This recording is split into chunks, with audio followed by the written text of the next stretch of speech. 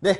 자, 우리 2026년 대비 인문계죠. 네. 그리고 자연계, 편입영어 합격하려면 어떻게 공부해야 되는지를 앞으로 자세하게 말씀드리도록 하겠습니다.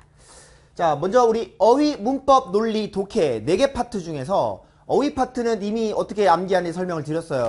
그리고 TMI 공부하실 때 관용어 어떻게 암기하게 되는지는 또 5월, 6월이 되면 말씀을 드리도록 하겠습니다. 그래서 문법 공부 어떻게 해야 되는지부터 말씀을 드릴게요. 자, 먼저 문법은 수업이 가장 중요합니다. 수업이 가장 중요해요. 그 전에 예습을 이제부터 해오셔야 돼요. 왜냐하면 여러분들 교재를 한번 확인하실 수 있겠는데 나중에 되면 이제는 우리가 1, 2월달 문법 수업에 했던 것보다는 조금 더 파트들이 섞여 있습니다. 그래서 여러분들이 실전처럼 문제를 풀어보시는데 한 문제당 30초 그리고 고민되면 1분까지 한 문제를 풀 수 있어요. 그러면 우리가 한 수업당 2강씩 진도를 나가거든요.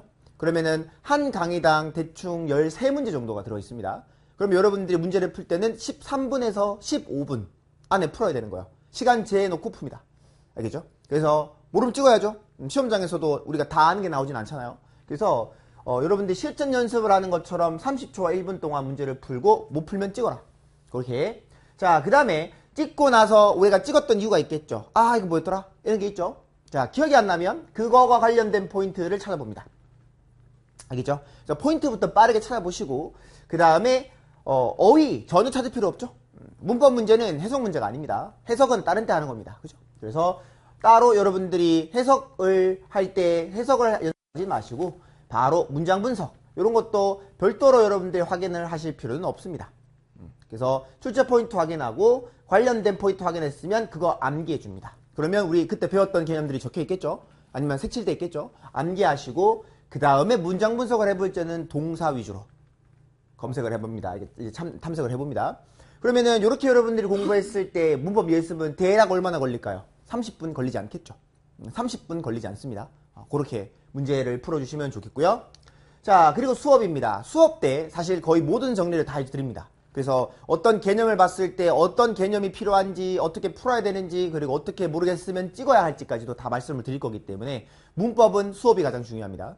그래서 여러분들이 수업을 하실 때 항상 가능하면은 넘버링을 하시고 빈 공간에 필기하시는 게 중요합니다. 요는 여러분들이 나중에 이 교재는 계속 다시 봐야 됩니다. 그래서 우리가 예습 파트가 있고 수업 파트가 있고 복습 파트가 있잖아요.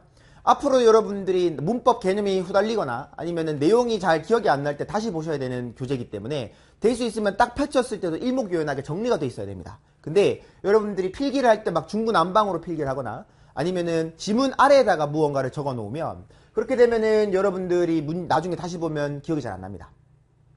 아니면 보기 싫어요. 그렇기 때문에 여러분들이 가능하면은 지문을 깨끗하게 보시는 거를 추천을 드린다. 이렇게. 그리고 이제 필기는 번호 붙여놓고 아래 쓰세요. 빈칸에다가. 그런 식으로 해주시면 좋고. 다음에 우리 문법 공부를 할 때 가장 중요한 점은 의식의 흐름대로 문제를 푼다라는 겁니다. 보통 이제 우리나라 학생들이 대한민국 영어 교육은 문법에 엄청나게 많은 노력을 투자합니다. 그래서 친구들이 어떤 지문을 보거나 아니면 문법 문제를 풀 때 자꾸 개념이 완벽하게 떠올라야 될 것 같다라는 착각을 합니다. 아니에요.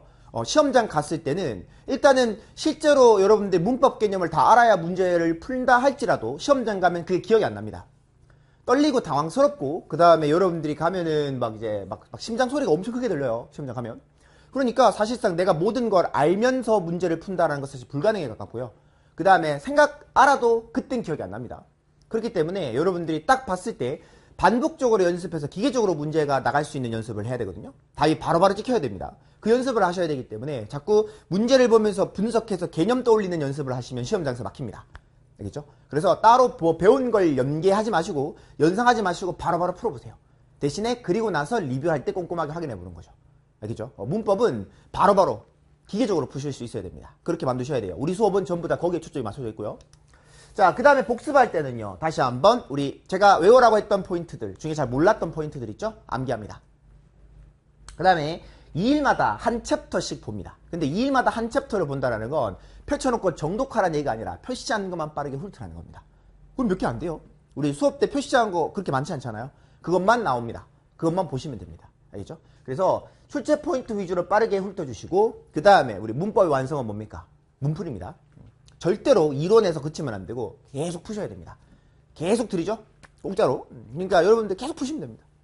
앞으로 지금 10문제에서 20문제로 늘어날 거고, 이제 또 3월, 4월 넘어가면 이제부터는 뭐 30문제, 40문제, 50문제 계속 늘어납니다. 풀면 됩니다. 숨 쉬듯이 푸세요, 계속. 알겠죠? 그러면 풀립니다. 그렇게 정리를 하셔라. 다음 논리. 자, 논리에서 가장 중요한 건 복습입니다. 문법에서 가장 중요한 건 수업이고, 논리에서 가장 중요한 건 복습입니다. 자, 논리는 마찬가지입니다. 시간 제고 풀어요. 자, 이제 우리 논리는 좀 더 길어집니다. 조금 더 양이 많아집니다. 빈칸이 늘어납니다. 그래서 1, 2월보다 조금 더 어려운 개념인데 1, 2월과 같은 개념을 배운다 보시면 돼요. 그래서 더 연습을 심도 있게 하는데 이제 슬슬 문과와 이과가 분리되기 시작합니다. 나중에는 완전 분리가 돼요. 그래서 시간을 재고 문제를 푸는데 마찬가지입니다. 한 문제당 1분. 그리고 많이 걸리면 2분입니다. 그러면 7문제가 있다고 했을 때도 마찬가지 얘도 15분 정도 잡고 풀어야 되겠죠. 그 안에 풀면 당연히 좋고요. 못 풀면 시간 내에 못 풀면 찍습니다. 알겠죠? 이렇게 한번 풀어요. 자, 그 다음에 어떻게 해요? 정독해보는데 사전 찾지 않습니다. 그리고 문장 분석하지 않습니다. 그냥 내용을 봤을 때 어떤 의미인지 찾아내는 연습을 빨리 하셔야 됩니다. 문장 분석하고 글을 읽으면 늦어요. 그럴 시간이 없습니다. 그래서 먼저 모르는 단어 있어도 유추해 보시고 문장 분석 안 돼도 읽을 수 있도록 연습을 해 보시고 나서 그 다음에 정독해 보는 겁니다. 여기서 정독이란 우리 논리 교재에 있는 해석본이 다 달려 있습니다. 어휘 정리도 돼 있고요. 그러니까 해석 비교해 보면 되죠. 그렇게 해서 비교해 보고 내가 유추했던 단어가 맞나 사전도 찾아보시고 문장 분석도 해보는 겁니다. 되겠죠? 자, 플러스 이제 수업 때 배웠던 개념 방정식을 적용해서 문제를 풀어보는 겁니다. 방정식은 정답이 아닙니다. 방향성, 정확성, 확실성 중에 어떤 걸 쓰셔도 좋습니다. 여러분들한테 제가 일종의 안내해드리는 가이드 같은 겁니다. 알겠죠? 여러분들은 다른 방식으로 문제를 푸시는 것도 상관은 없습니다. 대신 계속 고민을 해보셔야 돼요. 그래야지 정해진 방식으로 접근이 가능합니다. 알겠죠? 자, 다음에 자, 우리가 해석본은 업로드 어차피 해드리죠. 그리고 사실 우리 논리 교재에는 제가 엄청 논리의 교재에 정성을 많이 쏟았습니다. 뭐 모든 교재에 다 정성을 쏟지만 그래서 논리 교재에 보시면은 뭐 해석본 다 달려 있습니다. 그래서 그냥 그거 보시면 됩니다. 그죠? 자, 그 다음에 수업은 똑같습니다. 가능한 한 지문을 깨끗하게. 그래서 우리가 논리 수업 때 개념과 관련된 구구단을 배우죠. 그래서 반드시 나오는 개념들, 이런 것들 외워야 되는 것들 잘 정리해 두시고 깨끗하게 필기해 놓으시면 되고, 자, 여기서 중요한 건 약점 유형 파악입니다. 자, 논리 문제 같은 경우에도 꽤나 정형화돼 있고 사실 이건 암기해야 되는 게 아닙니다. 왜냐하면 논리와 같은 것은 결국 보편적 사고를 묻는 문제이기 때문에 암기한다라기보다는 생각하는 일정한 방식이 유지되면 되거든요. 그걸 연습해야 되기 때문에 여러분들이 문제를 풀다 보면 이제 나중에 시간이 지나면서 어떤 느낌이 드냐면 나는 이런 걸 못 풀겠더라. 이런 것만 나오면 틀리더라. 이거 열받는다. 풀기 싫다. 이런 것들이 생깁니다. 그러면 그런 게 여러분들이 문제 풀 때 경향성이거든요. 그걸 빠르게 파악을 해내면 그걸 빨리 보완할 수 있고 성적이 오를 가능성이 높아집니다. 그래서 여러분들이 논리 문제를 풀 때는 자꾸 틀리는 것들이 있을 때 그런 유형들에서 공통점을 빨리 뽑아낼 수 있도록 애쓰셔야 됩니다. 되기 전까지. 자, 그렇게 여러분들이 공부를 해주시고, 자, 논리 복습이죠. 자, 논리 복습은 모든 선지에 대해서 행해지는 행위입니다. 자, 모든 선지에 대해서 논리 복습을 하는데 중요한 건 맞는 답이 왜 답인지를 보는 게 아닙니다. 틀린 게 왜 틀렸는지에 대한 설명을 여러분 스스로에게 납득될 수 있게 하셔야 됩니다. 알겠죠? 그러니까 정답 말고 오답에 집중하셔야 됩니다. 왜 틀렸는지를 고민하셔야 돼요. 항상 그래서 모든 선지를 다 보겠지만 맞는 이유보다는 틀린 이유에 대해서 고민을 해보시고, 그 다음에가 중요합니다. 틀린 문제를 봤을 때 이걸 물었는데 난 이걸 몰랐구나. 아니면 이걸 더 생각해야 되는데 나는 덜 생각했구나. 나는 이걸 덜 생각해야 되는데 더 생각했구나. 이유가 있겠죠. 자, 그런 분석들을 옆에 간략하게 적어놓습니다. 용을 쓰지 말고요.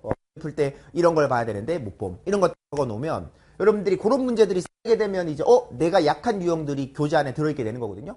그걸 나중에 볼 때 처음 볼 때, 두 번째 볼 때 문제를 보는 관점이 다양하게 변화하게 됩니다. 그러니까 무슨 말이냐면 여러분들도 뭐 어떤 걸 좋아하는지 알 수 없지만 여러분들의 취향에 따라서 어떤 좋아하는 것들을 한 번이 아니라 여러 번 할 때가 있겠죠.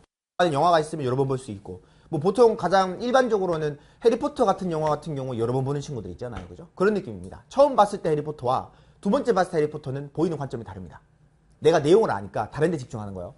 마찬가지입니다. 논리 문제도 반복적으로 여러분들이 계속 확인을 하고 내가 이전에 어떤 생각을 했는지를 적어 놓으면 그것과 지금의 생각을 비교하시면서 조금 더 나은 관점을 선택할 수 있게 됩니다. 그래서 이런 식으로 여러분들이 간략하게 메모하는 건 오랜 시간이 걸리지 않습니다. 그래서 이런 것들을 해놓고 그 다음에 수업 내용 암기하고 관련 동의어를 암기합니다. 우리 교재 동의어 완벽하게 정리되어 있습니다. 그래서 저번에는 방향성 알려주는 동의어 정리를 했었다면 지금은 여러분들 나중에 교재 있으면 확인해 보실 수 있겠지만 동의어 반의어를 완벽하게 정리해 놨습니다. 그래서 그런 것들 외워주시면 좋다.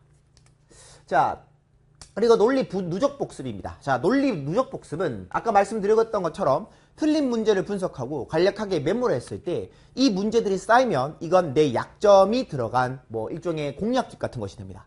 그래서 이제 우리 이미 많이 쌓였습니다. 논리 1.0, 논리 2.0, 그 다음에 드릴 2.0, 드릴 2.0. 자, 이렇게 4개의 자원을 가지고 문제를 푼다면 수업을 할 때 틀렸던 것들 있죠. 모아서 주말에 다시 보는 겁니다.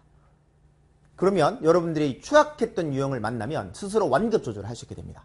내가 뭐가 약한지를 알게 되면 문제를 풀다가 내가 약한 유형이네? 그러면 더 집중해서 봐야겠다. 이게 됩니다. 풀다 안 돼요? 버려야겠다. 하고 도망칩니다. 이걸 빠르게 할 수 있어야 돼요. 알겠죠? 그래서 여러분들이 자기 객관화가 중요한데 자기 객관화를 하시려면 여러분 스스로를 들여다보실 수 있어야 됩니다. 그러니까 한번 풀고 버리는 교재가 아니라 계속 누적해서 보시는 겁니다. 기계적으로 만들 수 있도록. 알겠죠? 그렇게 논리를 누적 복습할 수 있도록. 자, 그 다음 독해입니다. 독해에서 가장 중요한 건 예습입니다. 문법은 수업이 가장 중요하고 논리는 복습이 가장 중요하고 독해는 예습이 가장 중요합니다. 알겠죠? 자, 독해 예습은요. 마찬가지입니다. 시간 재고 풉니다. 그리고 시간 내 풀면 찍어요. 자, 여기서 독해에서 쓰는 시간은 한 지문당 6분, 5분, 4분, 3분 이런 식으로 점점 줄어나갑니다. 그러니까 길이는 점점 길어지고 난이도는 점점 어려워지는데 내 속도는 점점 빨라져야 되는 거죠. 이게 어떻게 가능해집니까? 해석 연습을 하셔야 됩니다. 알겠죠? 속도가 단축되기 위해서는 단어 암기와 해석이 되어야 합니다. 여러분들이 속도가 읽는 속도가 느린 이유는 단어가 약하고 해석이 안 돼서 그래요. 그러니까 못 넘어가는 거죠. 자, 이 연습을 여러분들이 계속 하시는 건 저랑 같이 계속 하게 되실 거고 이런 식으로 이제 점점 시간을 줄이면서 문제를 풀어보시는 거예요. 그리고 우리가 한 수업당 하게 되는 교재 지문이 그렇게 많지 않습니다. 그 교재 한 지문당 이렇게 시간을 쓰는 겁니다. 알겠죠? 그래서 독해 같은 경우에는 한 세트로 한 번에 바로 풀어보셔도 나쁘진 않은데 될 수 있으면 버겁기 때문에 한 지문당 여러분들이 공부를 해보시는 게 좋습니다. 그렇게. 자, 그래서 예습을 할 때 어떻게 한다? 문제 풀고 정독할 때 마찬가지입니다. 사전 찾지 마시고 문장 분석하지 마시고 읽고 내용만 최대한 이해해 보는 겁니다. 되겠죠? 자, 그 다음에 여기서 우리가 내용을 읽으면 결론이 도출되겠죠? 자, 이 결론과 해석본과 나의 해석의 결론을 비교해 봅니다. 해석본은 한글이니까 읽고 뭔 말인지 알 수 있죠. 비교해 보는 겁니다. 그리고 해석본은요. 미리 제가 관리밴드에 업로드를 해드릴 겁니다. 형광생들, 인강생들 마찬가지로 제가 해석본 전부 다 이제 업로드 해드릴 거고요. 이거는 앞으로 수업 전에 업로드 해드릴 겁니다. 그래서 우리 다음 주 화요일 날 수업이잖아요. 이번 주말에 제가 여러분들 독해 예습할 분량을 해석본 업로드 해드릴 겁니다. 그러면 들어가서 확인하면서 하면 되겠죠? 그런 식으로 이제 미리미리 해서 여러분들이 예습하고 수업 들을 수 있도록 이런 식으로 만들 겁니다. 알겠죠? 근데 나는 너무 영어를 못해서 여러분들이 이거를 단어도 너무 많이 모르니까 못 읽겠다. 그러면 어떻게 하면 됩니까? 한글 읽고 문제 풀어보시면 됩니다. 알겠죠? 그래도 내용 알고 풀어와서 수업 듣는 거랑 내용 모르고 와서 풀어보는 거랑은 완전 질적 차이가 납니다. 알겠죠? 그래서 가능하면은 풀어오시는데 못 읽겠으면 한글이라도 봐라. 알겠죠? 근데 가능하면은 해석하는 게 낫다. 알겠죠? 그렇게 말씀을 드리고 그리고 나서 어떻게 해요? 내가 유추했던 단어 찾아보고 그 다음에 모르겠던 단어, 유추했던 단어 찾아보고 문장 분석도 해보시고 그리고 나서 수업 때 배웠던 개념을 적용해 보는 겁니다. 근데 우리 아직은 해석하는 방법만 배웠지 독해 문제 푸는 법은 안 배웠죠. 이제부터 풀게 될 겁니다. 푸는 방법을 배우면 적용해 보는 겁니다. 알겠죠? 그렇게 해서 주제도 찾아보시고 빨리도 풀어보시고 다양한 관점으로 보는 겁니다. 알겠죠? 자, 그 다음에 빠르게 다시 읽어보는 겁니다. 그러니까 한 지문을 풀 때 몇 번 읽는다? 하나, 둘, 셋, 4번 보는 겁니다. 4번 읽는 거 알겠죠? 자, 이렇게. 자, 그 다음에 독해 수업할 때 마찬가지입니다. 빈 공간에 필기 하십니다. 알겠죠? 독해 지문에다 필기하면 나중에 보기 싫습니다. 그 다음에 또 여러분들 공부는 고민을 하셔야 되거든요. 생각하고 스트레스를 받는 과정입니다. 그런데 만약 여러분들이 수업을 하면서 단어 아래다가 바로 뜻을 적어 놓으면 단어를 보는 순간 뜻이 아래 바로 들어오죠. 뭘 안 하게 됩니까? 생각을 안 하게 됩니다. 그래서 배웠는데 기억이 안 나는 거예요. 배웠는데 기억이 안 나는 이유는 본 적 있는 거지 외운 적은 없기 때문입니다. 계속 외우고 까먹고 고민하고 외우고 까먹고 고민하고 이걸 반복하셔야 됩니다. 그래야 점점 더 강해집니다. 알겠죠? 암기력도 강해지고요. 그렇기 때문에 가능하면은 단어를 제가 설명드리면 번호 붙여놓고 아래 쓰는 겁니다. 그래서 제 교재를 보면은 제가 교재 자간을 엄청 좁혀요. 이거 왜 좁히냐면 쓰지 말라고 좁히는 겁니다. 그럼 또 기어이 비집고 들어가서 쓰더군요. 그러지 마세요. 알겠죠? 제가 왜 빈칸을 많이 만들어 놓냐면 그것도 필기하라는 겁니다. 교재 지문에다가는 아무것도 쓰지 마세요.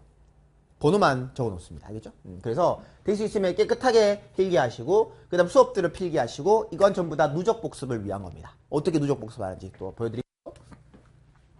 자, 그 다음에 독해 복습을 하실 때는 아까 했던 단계를 반복합니다. 읽어봅니다. 그 다음에 수업 필기했던 개념들 아니면은 우리 개념과 관련된 구구단들 암기를 하시겠죠. 그런 것들 공부해 주시고 그 다음에 빠르게 한번 또 다시 읽어봐라. 이렇게 되는 거고요. 자, 누적 복습입니다. 자, 누적 복습은요. 여러분들이 문제를 잘 풀게 하기 위한 겁니다. 자, 칠판 보세요. 자, 여러분들 여러분들이 사실은 대한민국에 살면서 영어 공부는 정말 오랜 시간 노출이 됐잖아요. 그럼에도 불구하고 왜 영어가 어렵거나 왜 영어를 못하냐. 첫 번째 어휘 암기가 제일 때문입니다. 너무 시장에서 이제 어휘를 이제 강의하는 방향이 좀 이상해요. 뭐 영어도 못하는데 예문을 보는 게 무슨 의미가 있습니까? 해석이 안 되는데 문장을 보는 건 의미가 없어요. 그럼 두 번째, 단어가 안 외워집니다. 그 다음 두 번째, 해석을 못합니다. 절대평가를 보니까 해석을 별로 할 필요가 없어요. 그냥 대충 단어 몇 개 보고 찍잖아요. 그죠? 해석이 안 됩니다. 그리고 세 번째, 반복이 안 됩니다. 계속 새로운 문제를 풀어요. 그러니까 영어를 잘할 수 있는 토대가 하나도 없습니다. 어휘도 못하죠. 해석도 못하죠. 계속 새로운 문제만 풀죠. 세 가지가 전부 다 충족이 돼야 됩니다. 자, 그걸 위해서 얘기하는 겁니다. 자, 독해 누적 복습은 다시 한번 지문을 읽어봅니다. 근데 여기서 읽어볼 때도 보통 어려운 지문들이 있겠죠. 까다로운 지문이 있으면 그런 지문들을 다시 한번 보는 겁니다. 왜냐하면 지금 내가 읽었을 때 이해 안 되는 지문이 있겠지만 시간이 지났을 때 그 지문을 읽으면 보이는 게 다르고 감동이 밀려옵니다. 야, 이게 되는구나. 이런 느낌이 올 때도 있어요. 왜냐하면 여러분들 공부를 열심히 했을 테니까 그 사이에. 물론 공부 안 하면 뭐 똑같이 좌절만 오겠죠. 그래서 여러분들이 정독을 하실 때 다시 한번 글을 읽어보시고 그 다음에 수업 내용을 암기하는데 이때 제가 뭐 당연히 단어도 정리해드리겠지만 어떤 문제를 어떻게 접근하고 어떻게 풀어야 되는지 루틴을 알려드리겠죠. 그 루틴을 반복하는 겁니다. 새로운 문제는 얼마든지 풀어요. 기출문제 정말 많습니다. 그 다음에 우리 앞으로 계속 모의고사에서 새로운 걸 풀 겁니다. 그러니까 새로운 문제를 푸는 건 걱정이 없어요. 문제는 새로운 문제를 푸는 게 아니라 풀었던 걸 계속 풀면서 이런 경우에는 이렇게 풀어야지. 이런 경우에 이렇게 풀어야지. 이런 경우에 이렇게 풀어야지. 이런 여러분들의 경우의 수가 루틴화되어야 체화되어야 그래야 여러분들 문제를 풀 때 뭐가 나오든 빠르게 풀 수 있거든요. 근데 우리는 개념도 모르지 해석도 안 돼 있지 계속 새로운 것만 보지 그러니까 일관된 적용이 안 되는 거예요. 그래 결국 찌는 겁니다. 알겠죠? 그래서 계속 반복적으로 보라는 거는 어떤 문제가 나왔을 때 이걸 어떻게 풀고 어떤 원칙에 따라 답을 결정하는지를 계속 반복해서 보라는 겁니다. 그럼 뭐가 됩니까? 나중에는 저절로 생각하지 않고도 튀어나갑니다. 그렇게 만드는 거예요. 알죠? 기계적으로 문제를 풀 수 있으려면 같은 대상을 반복하셔야 됩니다. 그렇다고 낯선 걸 안 푸냐? 우리가 가장 많이 문제 풉니다. 누가 1월부터 모의고사를 봅니까? 우리가 제일 많이 봅니다. 모의고사로. 지금부터 매주 모의고사 보죠. 나중에 되면 매일 모의고사 보고 계속 기출 풉니다. 그러니까 여러분들이 공부를 하실 때는 이런 식으로 공부를 해주셔야 되고 자, 그 다음에 누적 복습은 매일 조금씩 30분 정도 또는 15분 정도를 하는데 제가 말씀드렸죠. 해석을 하라는 게 아니고 푸는 방법을 자꾸 복기하라는 얘기입니다. 되겠죠? 이런 경우는 이렇게 풀어. 두 개 선지가 남으면 이렇게 골라. 이거 계속 얘기했잖아요. 그죠? 앞으로도 더 많이 해드릴 건데 그런 것들을 반복해서 보는 겁니다. 그러면 저절로 나가요. 되겠죠? 이런 식으로 문제 풀어준다. 자, 그 다음에 구문 독해 어떻게 하는지 너무 많이 물어봅니다. 자, 해석 연습. 우리 독해 예습하는 거랑 똑같아요. 읽어봅니다. 단어 찾지 않아요. 사전 찾지 않습니다. 그리고 뭔 소리 하는지 내가 내 스스로 결론 내려봅니다. 이때 결론은 쓰지 않습니다. 머릿속으로 하는 겁니다. 알겠죠? 머릿속으로 이런 소리구나 하는 거예요. 자, 그 다음에 해석본을 보면 한글이니까 뭔 소리인지 바로 알 수 있죠. 그러면 두 개 결론 도출을 비교해 봅니다. 알겠죠? 그러면서 자꾸 조절해 나가는 거예요. 이 과정이 있어야 해석이 늡니다. 그래서 제가 자꾸 해석 공부는 따로 하라고 말씀드리는 거예요. 자, 이렇게 하시고 나서 정독할 때 사전 찾고 문장 분석을 해보는 겁니다. 그리고 어떻게 해요? 다시 빠르게 읽어보시는 거예요. 되겠죠? 자, 이런 식으로 우리가 단계를 지속하면서 구문 독해를 하시면 된다. 말씀을 드리고요. 자, 구문 독해는 수업 교재로 하는 게 아닙니다. 수업 교재는 물론 제가 해석본을 드리지만 오로지 문제풀이만을 위한 겁니다. 알겠죠? 해석 연습은 따로 하셔야 됩니다. 제가 다 가이드를 따로 드릴 거고요. 그대로 하시면 좋고 그 다음에 최소 3시간 이상 하셔야 됩니다. 문과 기준입니다. 자, 문과 기준으로 2시간 하면 안 늡니다. 보통 1시간, 2시간 한다 하는 친구들은 보통 해석 안 하고 있는 친구입니다. 3시간 이상 하셔야 됩니다. 알겠죠? 3시간 이상 하셔야 늡니다. 그 다음에 이과 친구들은 안 하는 것보다는 1시간이라도 하는 게 낫겠죠. 하는 게 어딥니까? 그죠? 조금이라도 하는 게 낫습니다. 알겠죠? 그렇게. 그 다음에 문제풀이는 언제부터 들어가는 게 좋냐? 상위권이라면 9월. 그 다음에 여기서 얘기하는 상위권은 뭐 진짜 초극상위권 이런 걸 말하는 게 아니고 일반적인 학생을 얘기하는 겁니다. 무난하게 그냥 수업 잘 따라오고 하라는 거 열심히 했으면 9월부터 들어갑니다. 그 다음에 나는 너무 영어를 못해요. 영어 너무 힘들어요. 이런 친구들은 11월 달 정도로 기준 잡아도 충분합니다. 알겠죠? 그러니까 혼자 푸는 걸 얘기하는 겁니다. 그래서 이런 식으로 기준 잡고 하시면 우리는 이제 쭉 계속 열심히 할 거기 때문에 9월부터 일괄적으로 들어갑니다. 알겠죠? 그런 식으로 공부를 하게 될 거다. 자, 그래서 여러분들이 이제 구문독해를 하라고 하면 또 하는 얘기들이 뭐냐면 뭘 어쩌라는 건지 모르겠다. 막연하다라는 얘기를 많이 합니다. 그러다 보니 그 사이에 뭐가 들어가냐? 문법이 들어가는 겁니다. 왜냐하면 문법이 들어가면 뭔가 한다는 느낌이 들거든요. 문장 끊고 분석하고 필기하고 하면 내가 뭔가를 한다는, 왜냐하면 결과물이 나오죠. 필기라는 결과물이 나오잖아요. 근데 읽어 이러면 그냥 내가 머릿속으로 굴린다 보니까 남는 게 하나도 없는 것 같아요. 그래서 내가 이걸 뭘 하고 있는 거지 하는 생각이 듭니다. 하지만 이걸 어떻게 기준 잡으시면 되느냐? 자, 먼저 이렇게 생각하시면 됩니다. 여러분들이 하루 종일 열심히 공부했는데 집에 갈 때 나는 뭐 했지? 라는 생각이 들면 그 친구는 지금 열심히 공부하고 있는 사람입니다. 만약에 열심히 공부하고 있지 않은 친구들은 자기가 오늘 하루 했던 거에 대한 자부심을 갖고 뿌듯함을 느낍니다. 왜냐하면 구체적인 계획도 없고 막연할 가능성이 높기 때문이에요. 보통 진짜 열심히 하거나 간절한 친구들은 열심히 하면서도 남는 게 없는 것 같다는 불안감에 휩싸입니다. 왜냐하면 수학이랑 달라요. 언어 공부는 범위도 없고 그리고 정확하게 이걸 하면 이걸 할 수 있다라는 1대1 대응이 안 된단 말이에요. 해도 막연합니다. 그래서 원래 불안한 게 정상이에요. 그 불안함을 잠재해 우리는 뭐가 있을까? 모의고사가 있는 거예요. 그리고 모의고사 합격생들이 점수랑 비교하잖아요. 그러면 그 점수 비교를 통해 지금 잘하고 있나 못하고 있나를 느낍니다. 그리고 실제로 점수가 안 올라도 열심히 했을 때 읽히는 정도가 다릅니다. 내가 느껴요. 그런 것들이 느껴지면 점점 더 이게 상승작용을 내서 더 좋은 결과가 나온다라고 보시면 됩니다. 되겠죠? 이런 식으로. 그래서 해석은 꾸준히 정해진 시간만큼 최대한 많이 회독수를 늘리는 방식으로, 그리고 한 문장을 봤을 때 어떤 내용이었는지 기억이 날 정도가 되면 해당 지문 해석에 대해 최하가 된 겁니다. 알겠죠? 그런 식으로 여러분들이 정리를 해주시면 되고요. 자, 앞으로 수험생활 사이클 말씀을 드리겠습니다. 자, 앞으로 우리 3, 4월부터 12월까지 수업이 있는데 보통 3월, 7월, 9월 친구들은 열심히 하려는 의지를 가지고 학원에 옵니다. 그래서 3월달, 7월달, 8월달 되면 다들 열심히 하려고 해요. 왜냐하면 새로 새 마음 새 뜻으로 열심히 하려고 하는 거죠. 물론 그 의지는 오래 가지 않습니다. 보통은 그러다가 희미해지는데 우리 반 같은 경우는 열심히 해서 꾸준히 계속 이렇게 열심히 하고 있어서 뭐 큰 걱정은 없지만 3, 4월은 다들 열심히 하고 나도 열심히 하는 시간입니다. 괜찮아요. 문제는 5, 6월입니다. 이때부터 이제 지치기 시작합니다. 여러분들이 11월부터 시작한 친구도 있고 1월부터 시작한 친구도 있고 할 텐데 3월 달에 시작한 친구도 이제 5, 6월이 되면 지칩니다. 하기 싫어요. 그러다 보니까 이때 여러분들이 많이 처지고 나중에 가장 이제 피크는 7, 8월입니다. 이때 영어를 팍 놓습니다. 이과 친구들 더더욱 그렇고요. 문과 친구들도 이제 하기 싫어해요. 그래서 보통 5, 6월은 문과의 위기, 7, 8월은 이과의 위기라고 보실 수 있는데 이렇게 점점 여러분들이 공부를 할 때 힘들어질 때 이때 어떻게 한다? 5, 6월에는 어휘라도 열심히 보실 수 있도록 하셔야 됩니다. 그리고 5, 6월 달에 여러분들이 보통 많이 지쳐하기 때문에 이때 제가 그거에 맞춰서 준비를 하고 있습니다. 그래서 그거는 나중에 말씀을 드릴 거고, 그 다음에 9, 10월 달은 이제 얼마 안 남았죠. 조졌습니다. 그래서 이제 열심히 해야 돼요. 이때는 또 열심히 합니다. 근데 해도 안 돼요. 성적이 오르지 않습니다. 그러면 다시 11, 12월 달에 놉니다. 보통 이럴 때 이제 썸도 많이 타시고, 보통 그래요. 외로운 사람들끼리 만나서 이제 즐겁게 또 보내시더군요. 그러시면 안 됩니다. 그죠?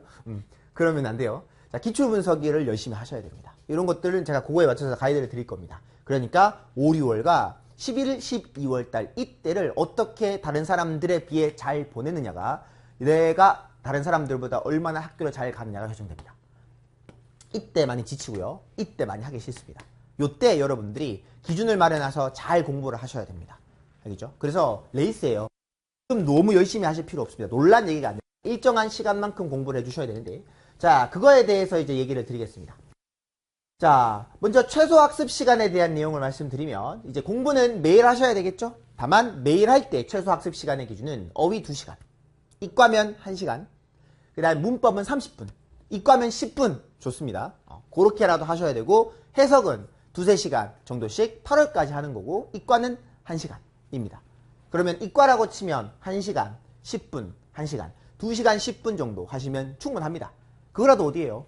수학 열심히 하시는 거 좋습니다. 영어를 버리면 여기까지만 얘기하겠습니다. 일단 수학이 더 중요한 건 맞지만 영어도 계속 하셔야 됩니다. 근데 영어를 한다라는 건 너무 많이 문과랑 똑같이 해야 된다는 얘기가 아닙니다. 진짜 조금만 하면 돼요. 조금만 하면 됩니다. 저는 조금만 강의할 수 있도록 만들어 놨습니다. 그리고 결과도 보여드렸죠. 이과 많이 갔습니다. 골라가요. 그런 식으로 여러분들이 잘 해주셔야 되겠고, 그리고 이제 이렇게 제가 자세하게 말씀드리면 여러분들이 이제 예습 복습을 너무 열심히 합니다. 3시간, 4시간, 5시간, 6시간까지 하는 친구들 봤거든요. 그러면 조집니다. 그게 아니라 딱 2시간만 정해놓고 하는 겁니다. 2시간 안에 못하면 하지 마세요. 아니면 다음날로 넘겨서 하세요. 이런 식으로 공부할 때는 항상 정해진 시간을 마련했고 효율적으로 하셔야 됩니다. 알겠죠? 그러니까 열심히 하실 필요 없습니다. 알겠죠? 그냥 언어는 습관입니다. 일상 속에 녹아들 수 있도록 조금씩 계속 매일매일 하는 겁니다. 알겠죠? 그러니까 막 거창하게 하는 거 아니에요. 알겠죠? 대단한 게 아닙니다. 습관이고 일상입니다. 조금씩 계속 하는 겁니다. 알겠죠? 그렇게 해주시면 되고요. 오늘 하루 잘 살기. 이게 중요합니다. 여러분들이 지금 공부를 할 때 합격생들이랑 비교해 봤을 때 내 점수는 턱없이 낮은 것 같고 엄청나게 내가 봤을 때 아직 내가 갈 길이 멀어 보입니다. 그러면 결국 포기하게 돼요. 여러분들이 어떤 목표를 했을 때는 그 목표를 다가가려면 여러분들이 결과를 생각하시는 게 아니라 지금 내가 세운 목표에 최선을 다하는 겁니다. 그게 중요합니다. 그 다음에 완벽을 추구하는 친구들이 보통 많아요. 왜냐면 공부를 안 해봤던 경우가 그런 경우가 많고요. 그 다음에 공부를 안 해봤고 이번에 열심히 하려고 하니 내 나름의 최선을 다하는 건데 그 방식이 언제나 옳은 방식인 건 아닙니다. 완벽하지 않아도 좋습니다. 완벽하게 여러분들을 만들어 드리는 건 제 역할입니다. 완벽해지실 필요 없고요. 부족하더라도 일단 따라오는 게 가장 중요합니다. 그래서 쭉 계속 따라오시는 게 중요하고 완벽을 추구할수록 수험 기간은 늘어납니다. 왜냐하면 완벽해져야 하기 때문이죠. 알겠죠? 합격생들은 완벽하지 않습니다. 그냥 시기적절하게 맞춰서 준비한 겁니다. 시험은 전략이에요. 전략입니다. 알겠죠? 영어 잘하는 사람이 붙는 게 아닙니다. 전략입니다. 버티세요. 알겠죠? 버티는 게 중요합니다. 자, 그래서 여러분들 이제 제가 편입을 강의하면서 친구들을 봤을 때 시간이 지났을 때 되게 만족스러워하는 경우도 있지만 후회를 하는 경우도 되게 많아요. 보통 이제 후회를 하는 경우는 왜 나는 그때 열심히 하지 않았을까? 왜 나는 그때 연애를 했을까? 이런 여러 가지 생각들을 하겠죠. 그래서 창피한 건 괜찮은데 여러분 스스로 돌이켜봤을 때 부끄럽지 않은 방식으로 공부를 하시는 게 정말 중요하다고 생각해요. 이건 자기 효능감과도 관련된 문제입니다. 여러분들 편입 준비를 하는데 사실 여러분들 우리나라에서 좋은 대학교로 가는 건 정말 좋은 일입니다. 실제로 여러분들 사회생활을 해보시면 어느 학교 나왔는지가 진짜로 중요해요. 그거에 따라서 사회가 나를 대하는 끝관이 달라지는 게 확실합니다. 확실히 편해요. 좋은 학교 나오면 편합니다. 근데 어찌됐든 그렇다고 해서 모든 사람들이 대학교 나왔다고 돈 많이 버는 건 아니죠. 보통 우리나라는 자본주의 국가이기 때문에 성공은 보통 돈 많이 버는 거죠. 내 마음의 만족이 성공일 수 있지만 보통 우리가 꼭 대학교를 좋은 데 나왔다고 부자가 되는 건 아니에요. 그죠? 대학교 좋은 데 나와도 가난한 사람 많고 돈 못 버는 사람 많습니다.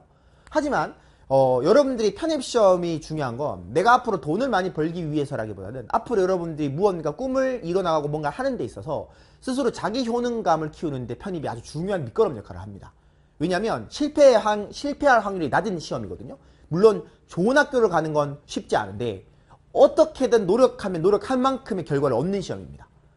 그렇기 때문에 여러분들이 이 과정을 거쳐서 내가 무언가를 해내잖아요. 그러면 나는 할 수 있어 라는 생각이 마음속 깊이 자리 잡습니다.